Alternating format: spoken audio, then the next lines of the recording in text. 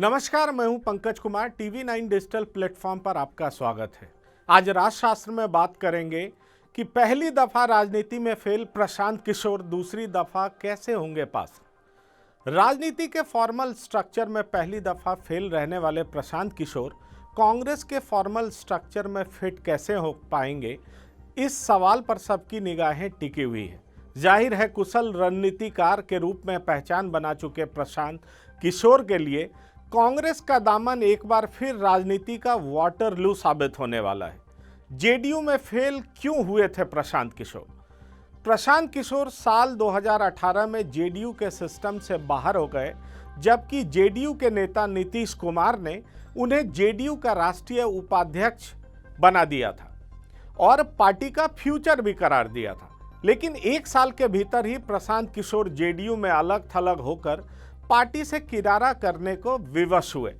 साल 2015 के चुनाव में महागठबंधन की जीत के बाद कुशल रणनीतिकार के रूप में प्रशांत पदस्थापित हो चुके थे। प्रशांत की सलाहियत को लालू और नीतीश दोनों ने मिलकर सराहा था और उन्हें 7 निश्चय प्रोग्राम मॉनिटर करने की जिम्मेदारी दी गई थी।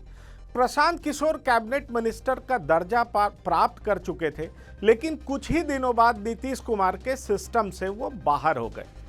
लालू और नीतीश को साथ लाने में कामयाब रहे थे।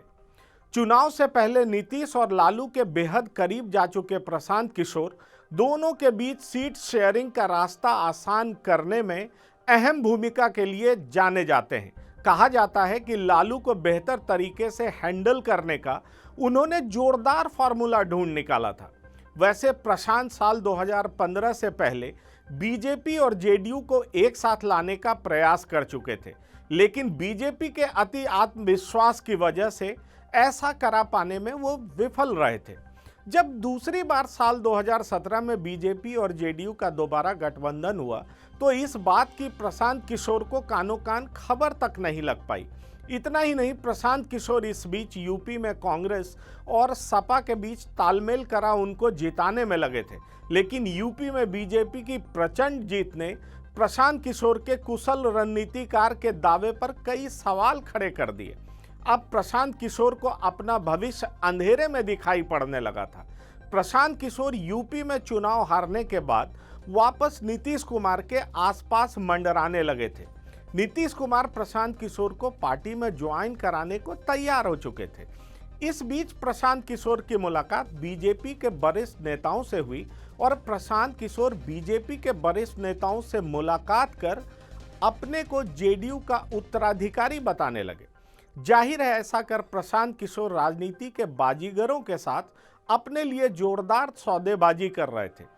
इस बीच नीतीश कुमार के आदेश पर ललन सिंह, विजेंद्र यादव, आरसीपी सिंह और वशिष्ठ नारायण सिंह से प्रशांत किशोर की मुलाकात हुई और इस मुलाकात में प्रशांत किशोर ने यह जता दिया कि बिहार बीजेपी उन्हें 2 नंबर का ओहदा ऑफर कर रही है। इस दरमियान प्रशांत किशोर ने उन 4 नेताओं को बता दिया था कि वो बिहार में मंत्रिमंडल में शामिल होकर 4 बड़े मंत्रालयों को संभालना चाहते हैं। जाहिर है, बिहार जेडीयू के 4 बड़े दिग्गजों में प्रशांत की अति महत्वाकांक्षा को देखकर हैरानी हुई और इन बातों से उन 4 नेताओं ने जेडीयू के सर्वेसर्वा नेता नीतीश कुमार को अवगत करा दिया। लेकिन नीतीश कुमार ने प्रशांत किशोर को पार्टी ज्वाइन कराया और उन्हें राजनीति का भविष्य करार देकर उनकी महत्ता बढ़ा दी। इस वाकये के बाद बिहार जेडीयू के कई नेता परेशान हुए, लेकिन उस दरमियान बीजेपी और जेडीयू के बीच साल 2019 को हुए लोकसभा सीट शेयरिंग का फॉर्मूला भी तय हुआ, जिसमें प्रशांत किशोर की भूमिका नगण्य थी। प्रशांत किशोर कुछ ही दिनों बाद बिहार की राजनीति से गायब हो गए। शायद वो जो भूमिका चाहते थे जेडीयू में उन्हें मिल नहीं सका और एक हारे हुए राजनीतिक खिलाड़ी की तरह एनडीए विरोधी दल के पास फिर से चुनाव की रणनीति बनाने के लिए अवसर तलाशने लगे। मोदी के नजदीक पहुंचने में सफल रहे थे प्रशांत किशोर। ये कैसे सफल रहे थे? प्रशांत किशोर साल 2014 के लोकसभा चुनाव के बाद महागठबंधन के करीब गए और प्रशांत किशोर लोकसभा चुनाव में मोदी की जीत के बाद सबसे ज़्यादा चर्चित हुए थे। वैसे प्रशांत किशोर की तरह 10 रणनीतिकार मोदी के लिए पीआर का काम कर रहे थे। लेकिन मीडिया में उन्हें क्रेडिट मिलने के बाद बीजेपी के बड़े नेताओं को इल्म हो पाया था कि उनका कद किस कदर बढ़ चुका है। मीडिया में सुर्खियां बटोरने का अंदाज प्रशांत किशोर का शुरू से ही निराला रहा है। केवड़िया में सरदार पटेल की मूर्ति के शिलान्यास के समय दिल्ली से गए पत्रकारों को प्रशांत की हैसियत का अंदाजा उस समय भी लग गया था। गुजरात सरकार के मंत्री प्रशांत किशोर को ऐसे तवज्जो दे रहे थे जैसे राज्य सरकार में प्रशांत किशोर की हैसियत मोदी के बाद प्रशांत किशोर ही रखते हों। वैसे खुद मोदी से प्रशांत किशोर की मुलाकात का किस्सा भी बेहद दिलचस्प है। अफ्रीका में यूनिसेफ के लिए काम करने वाले प्रशांत की मुलाकात मोदी से एक मीटिंग में हुई थी जिसका विषय स्वास्थ्य था।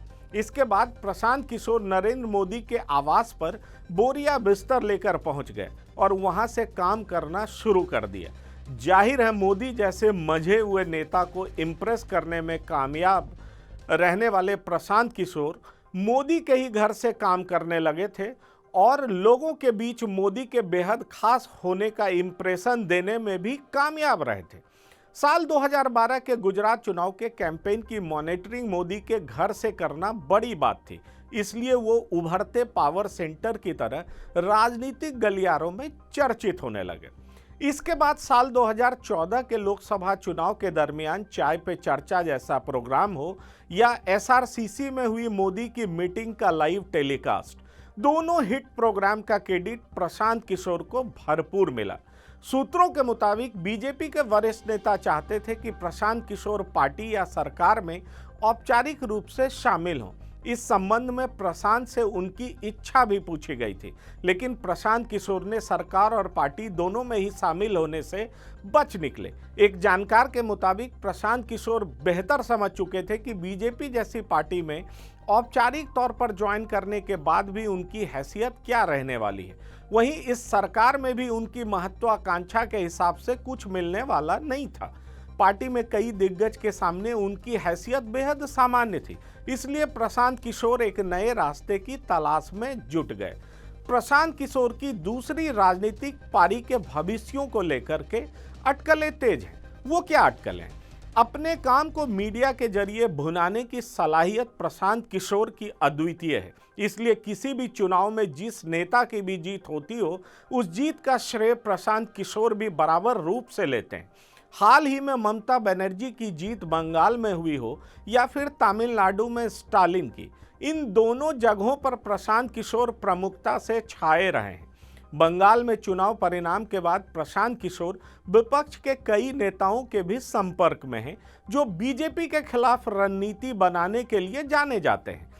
इस कड़ी में एनसीपी नेता शरद पवार, डीएमके नेता स्टालिन, सरीखे नेता शामिल हैं। वैसे प्रशांत किशोर के रिश्ते आरजेडी के लालू प्रसाद समेत सपा के अखिलेश यादव, आम आदमी पार्टी के अरविंद केजरीवाल और शिवसेना के उद्धव ठाकरे से भी बेहतर हैं। जाहिर है प्रशांत किशोर साल 2024 के लोकसभा चुनाव से पहले एंटी बीजेपी प्लेटफॉर्म बनाना चाहते हैं, ये सर्वविदित है, लेकिन इन दलों को कांग्रेस के साथ लाने की एवज में वो कांग्रेस से क्या चाह रहे हैं, इस पर नजरें सबकी टिकी हुई है।